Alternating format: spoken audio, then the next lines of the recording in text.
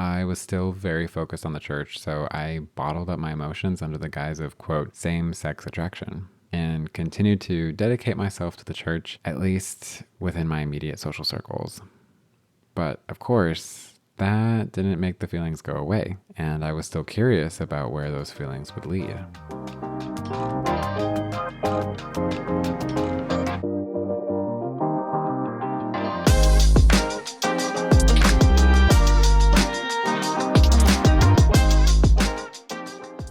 Hello and welcome to the podcast, to another episode of Queerly Overthinking. I am your host, Adam Harper, and I know y'all have probably been itching to hear for this part 2 episode. Oh my goodness, I know I am. I just knew that I couldn't fit everything all into one episode for this BC or Believing Christian saga, as it were, so I wanted to break this out so that we could really take our time going through my childhood, and now we're going to be diving into my teenage years and early 20s, exploring how my relationship with myself and with my faith has evolved and the transitions that came with that. So with that, let's get started.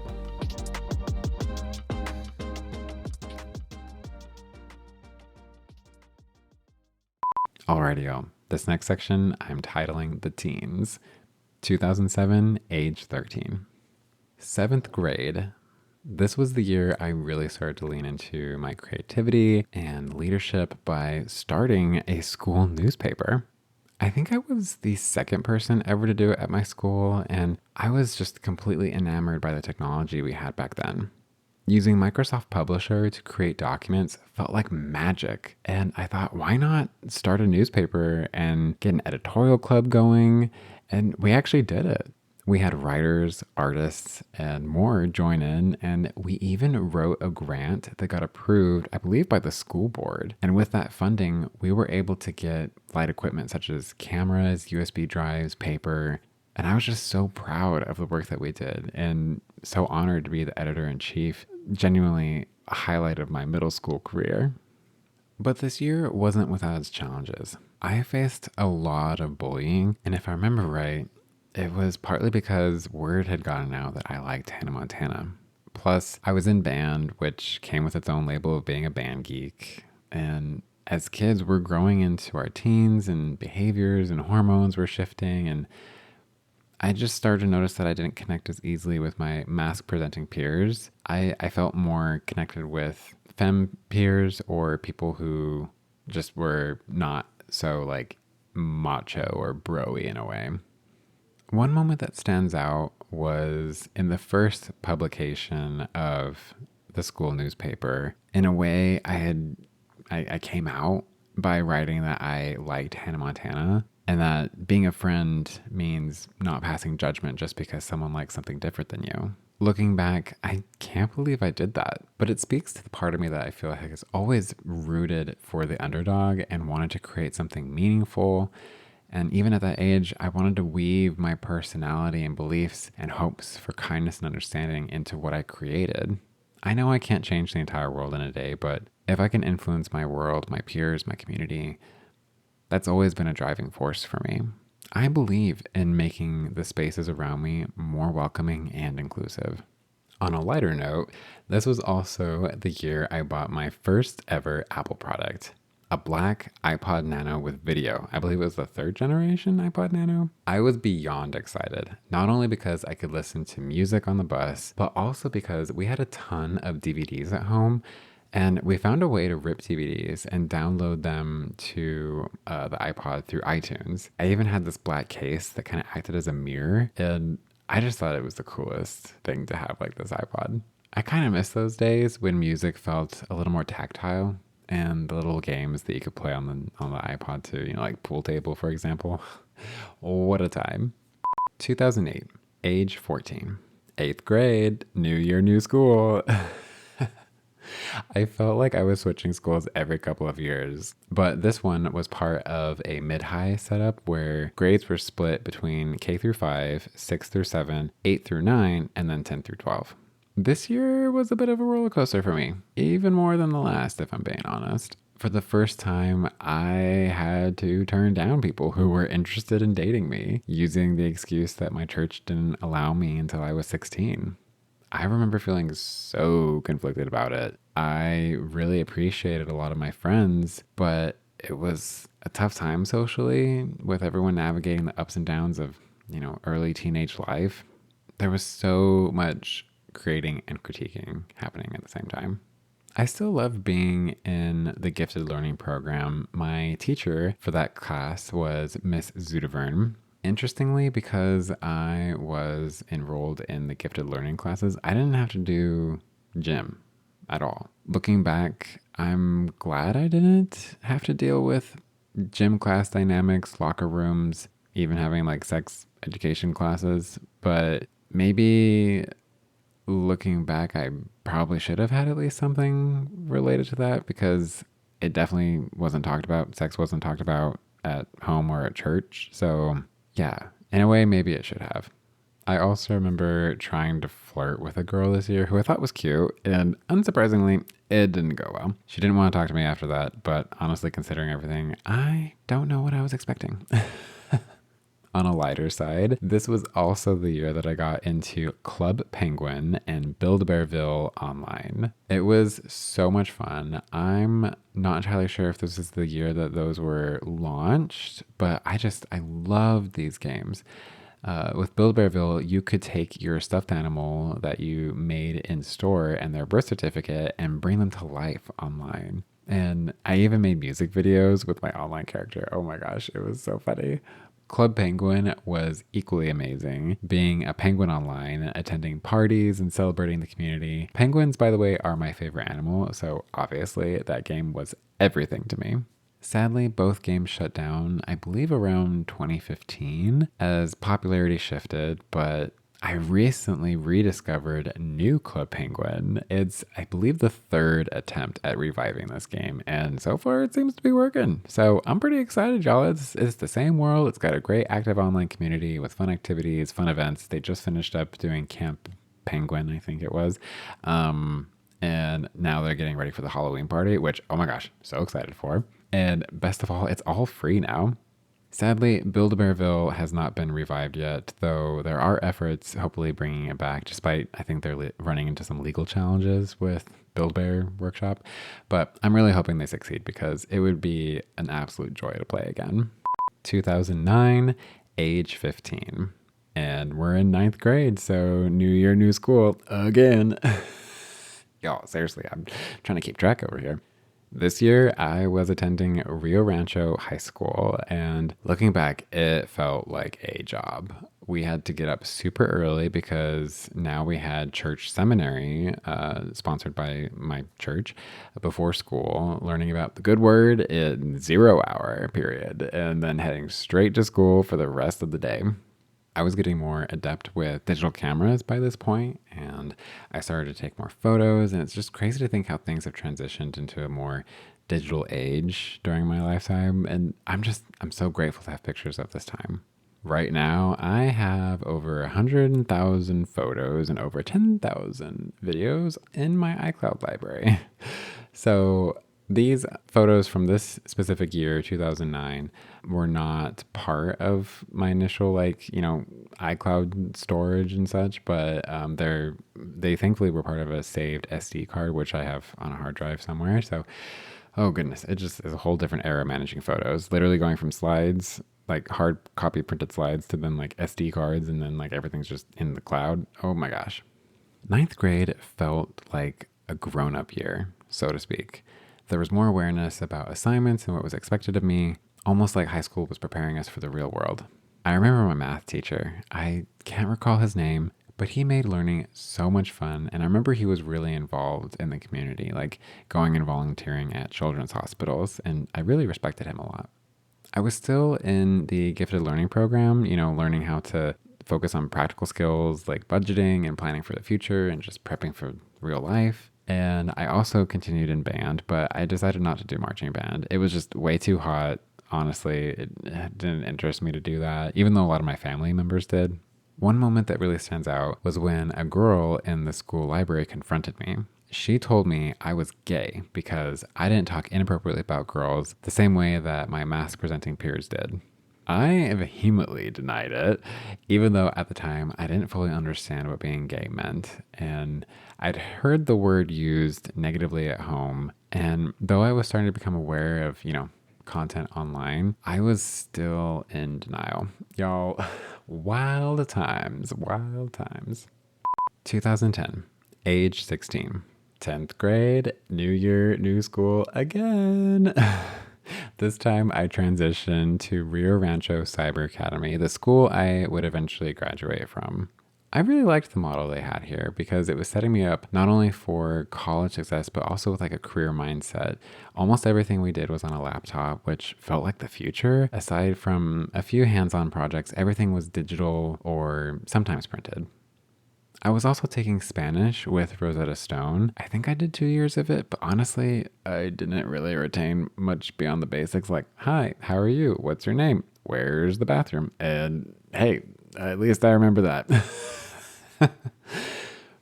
I still keep in touch with one of my teachers at the time. I believe she was my Spanish teacher, Miss Pamela. And, even though it was for just that 1 year at the time, it was always nice being able to connect with her. And, it's great to connect with teachers who really care about the education process.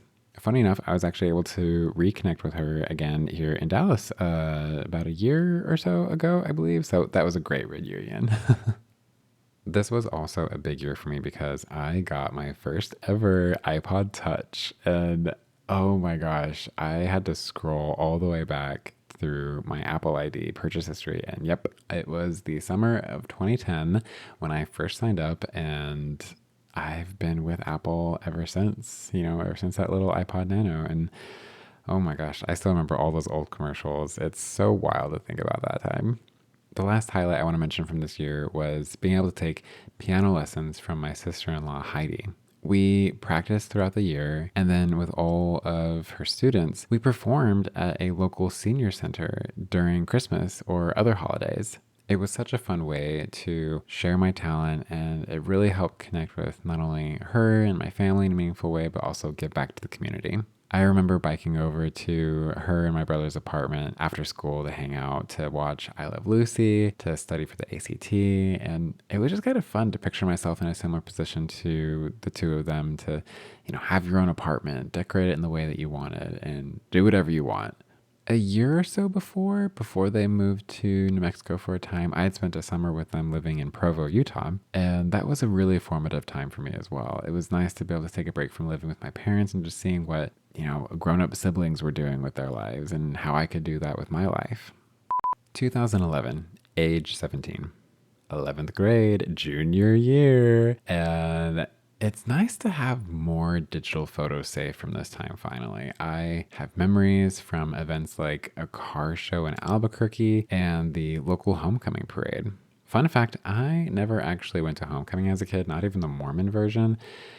Maybe one day I'll find a grown-up queer homecoming, but, I've heard those are a thing, and I think that sounds fun.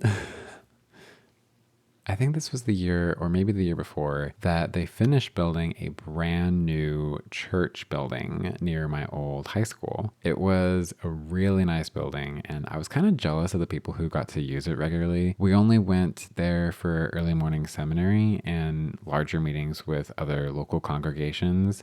Our main church building was older and further south from where we lived, but I think they also remodeled it a little bit to match like the church's current like design preferences over the years. It's just mind-boggling to me to think about how much time I've spent in both of those buildings. One other big memory from this year was that our local movie theater first opened. It was so exciting to finally have a theater in town, especially since the nearest one used to be, quote, down the hill and a bit of a drive down, I think near like our mall. Like that theater was inside the mall or like attached to it, and it was fun to visit. But having one closer to home was such a game changer. Y'all, if you know me, I love going to the movies by myself. So let me just say it was a pretty big deal. Our town, which was more so known initially as like a bed town or a bedroom town, or I'm not entirely sure why they call it that way, like a bed town, for Albuquerque was really starting to grow during this time because places started to open and expand, and I was just infatuated with the colorful new neighborhoods that would pop up around our surrounding home environment. And it just, oh my gosh, it was so fun to see like development and growth in our community. 2012, age 18. Senior year. We made it, y'all. Finally. So much happened this year. For starters, I launched another school newspaper, The Scorpion Sting, based on our school mascot, the scorpion. Fun fact, the middle school paper I started was called The Monthly Eagle because our mascot was the eagle and we only had enough bandwidth to bring it out monthly. Technology had definitely evolved in the last 5 years, and our new paper was more colorful and digital. We mainly distributed it online since we were a mainly digital focused school, but we did print a few copies for the front office.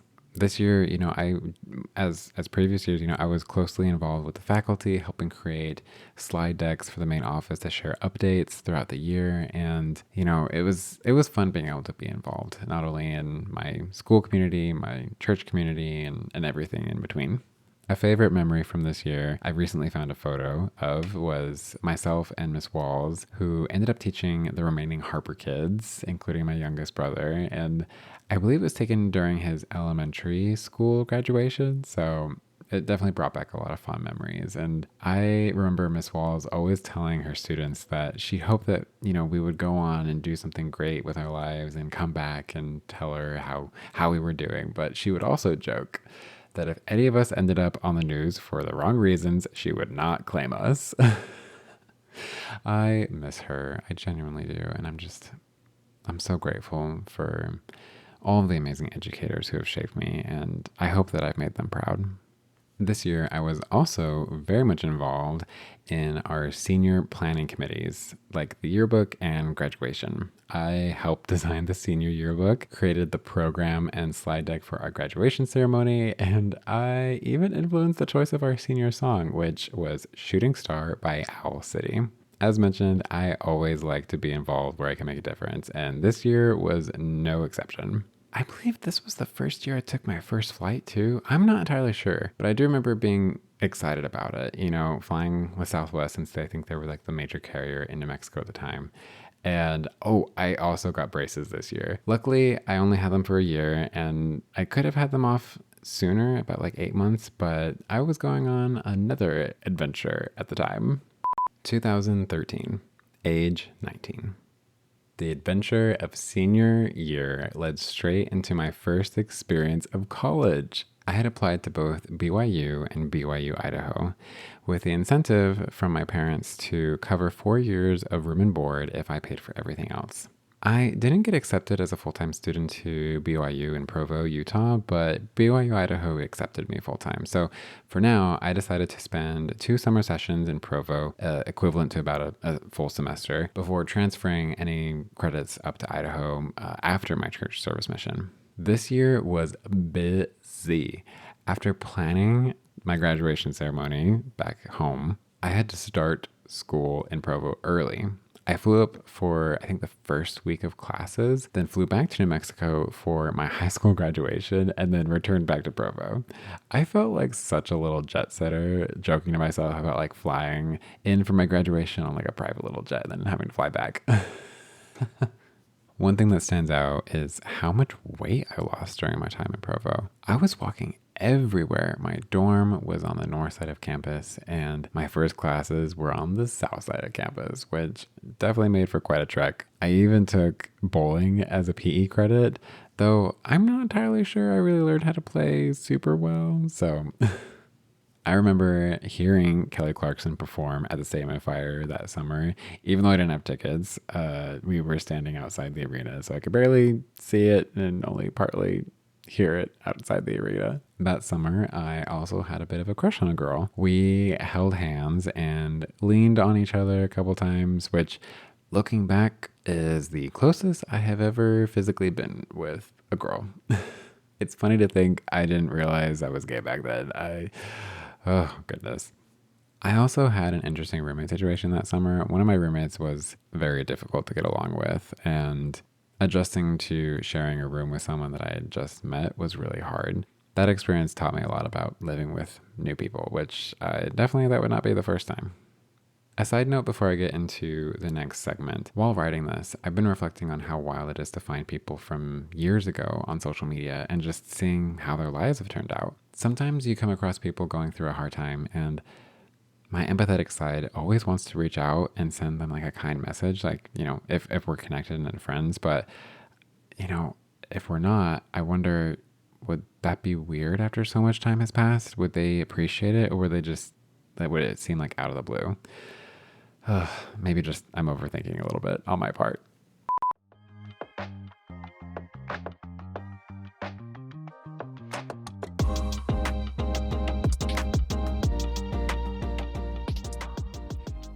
Early 20s, 2014, age 20. This was the year I started my church service mission for the Church of Jesus Christ of Latter-day Saints, or LDS, or commonly known as Mormons. I was dedicated to the missionary work and spreading the good word, but I have to admit, it wasn't always easy. A small part of me didn't really want to be there. It was definitely outside of my comfort zone. Knocking on doors and asking people if they wanted to hear about the Book of Mormon felt a lot like being a door-to-door salesperson. And as an extroverted introvert, that was tough for me. On my birthday that year, I was in Reedsport, Oregon, a charming but very small town where everybody knows everybody. And there were definitely days when I questioned what I was doing in Oregon. But at the time, I believed I was doing the right thing. Looking back though, I'm grateful for that time because it allowed me to step away from my family. As missionaries, we were only allowed to email our families once a week and video chat twice a year on Mother's Day and Christmas. It was hard, don't get me wrong, especially when you didn't get along with your missionary companion who you basically were with 24/7. Like, I'm not even joking. Aside from, I think, bathing and using the restroom, you're like attached at the hip. Nowadays, missionaries have more freedom to chat with their families regularly on Facebook and to video call every week, which it's a big change for sure. But that distance from my family turned out to be a huge blessing in disguise. There was a lot of family drama happening around that time, both when I started college and when I had left for my mission. So having that separation really helped me to grow in ways that I hadn't anticipated. 2015, age 21. With a year of my mission under my belt, I started to feel more confident in what I was doing, though it was still hard at times. Some days easier than others, but I kept pushing through, still believing in the work that I was doing. On my 21st birthday, I was in Grants Pass, Oregon, near the end of my mission. The missionaries in the area threw me a little celebration. We went bowling, and there was cake and ice cream. It was such a fun birthday, and I really appreciated how thoughtful they were to plan that little get together for me. It's funny to think about it now. Turning 21 didn't involve the usual, quote, first legal drink experience that most people have. At the time, I wasn't even considering it, but looking back, it's one of those things that makes me go, I didn't do that.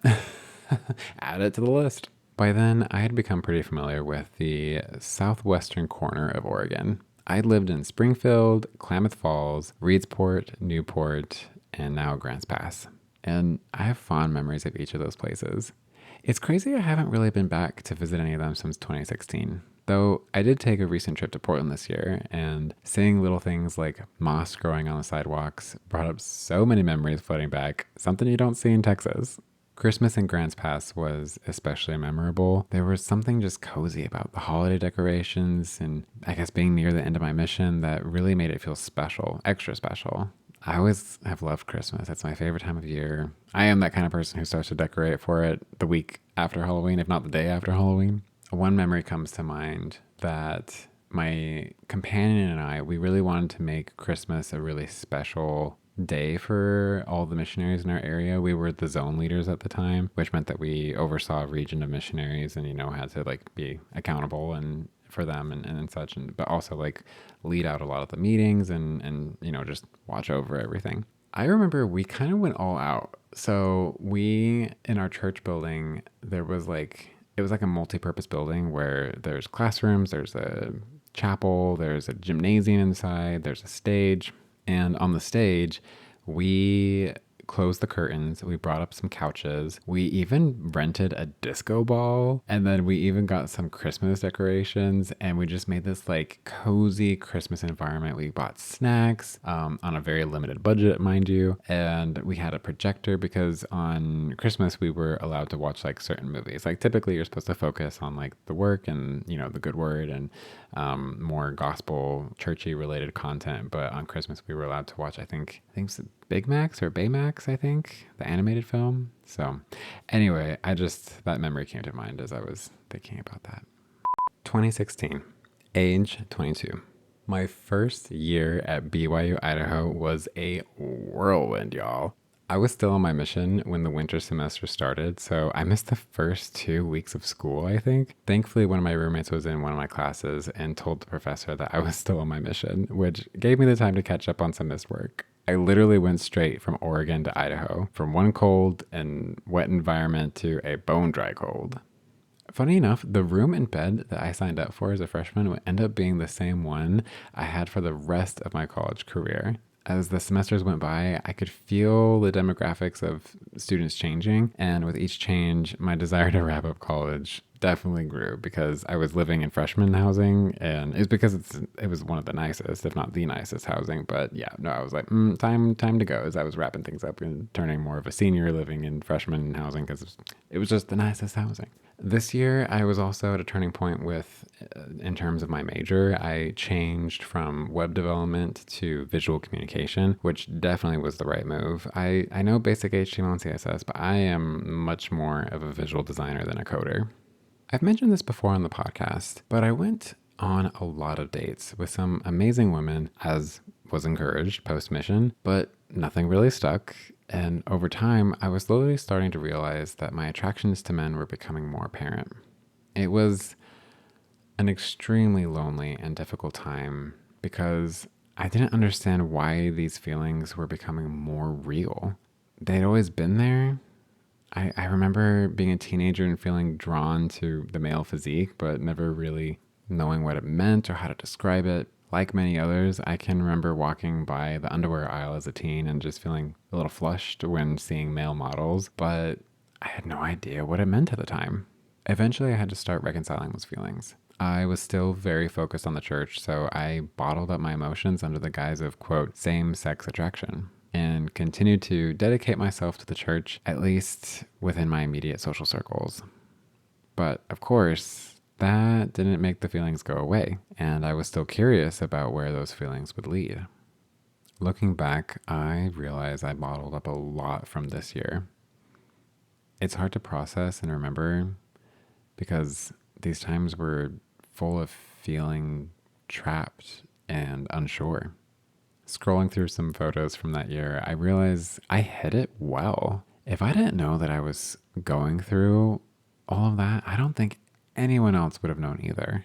It gives me so much compassion for those who are silently struggling, especially with things that aren't visible like anxiety or hidden pain. 2017, age 23. The year kicked off just as confusing as the last, but I had one thing clear. I wanted to fast track my education at BYU, Idaho. That meant I was a full-time student doing about 3.5 semesters each year. I was aiming to finish my bachelor's degree in about 3 years. Early in the year, I was still openly talking about my same-sex attraction, or SSA, in my classes.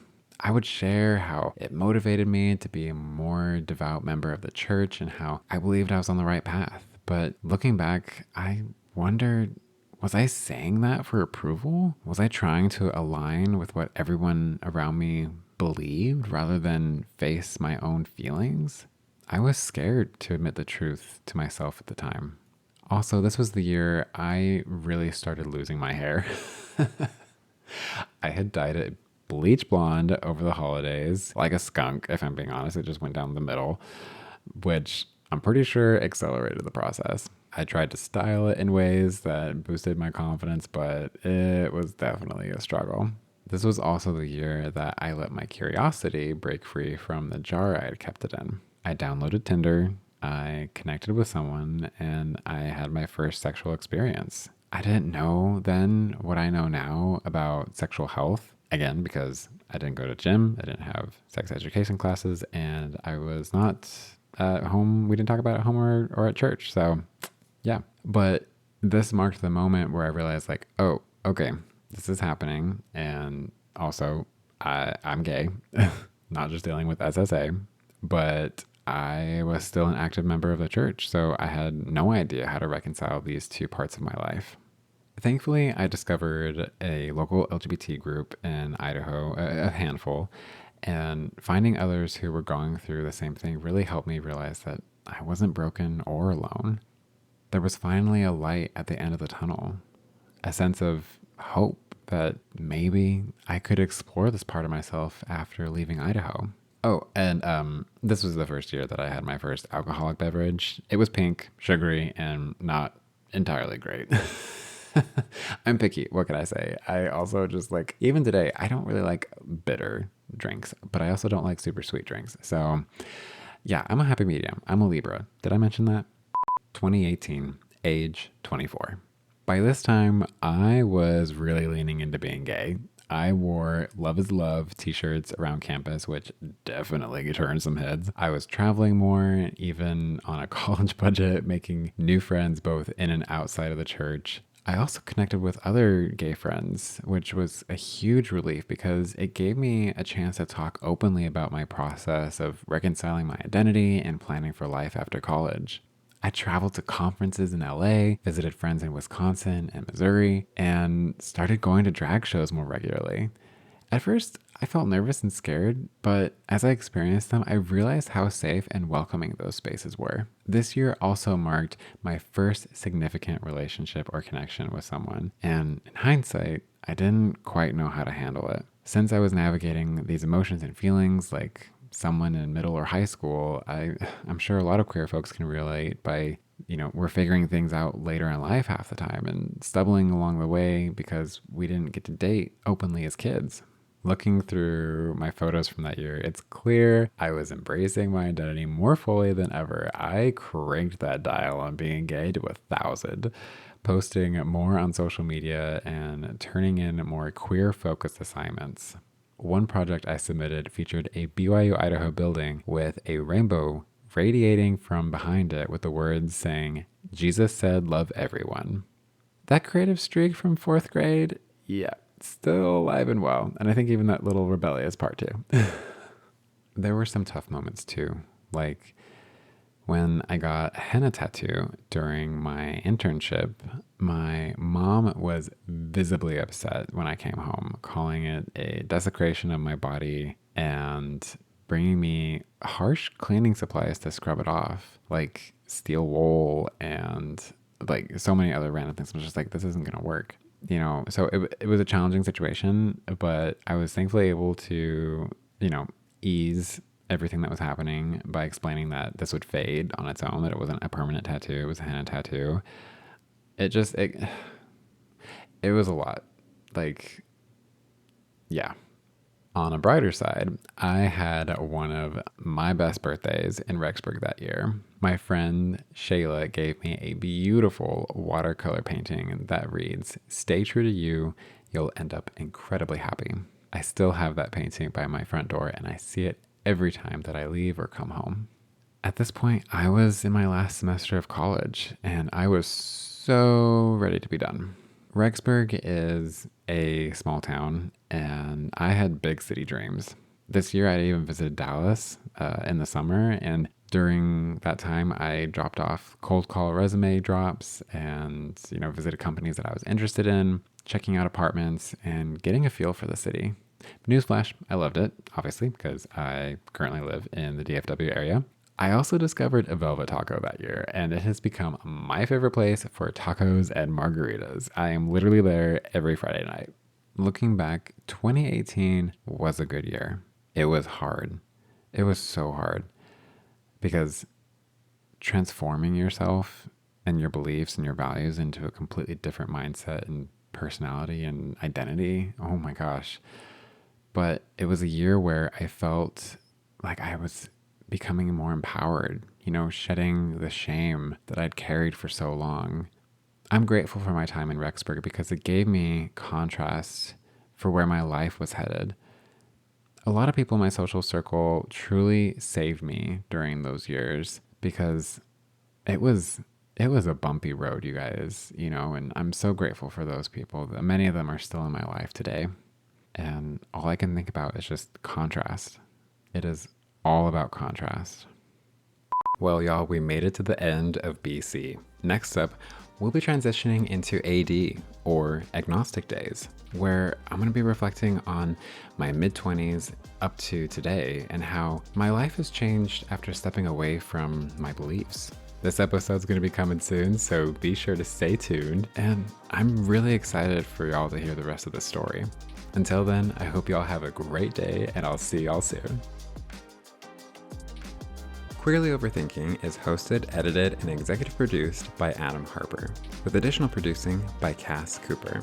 You can follow Queerly Overthinking on Instagram or TikTok at Queerly Overthinking, and you can find more at www.queerlyoverthinking.com.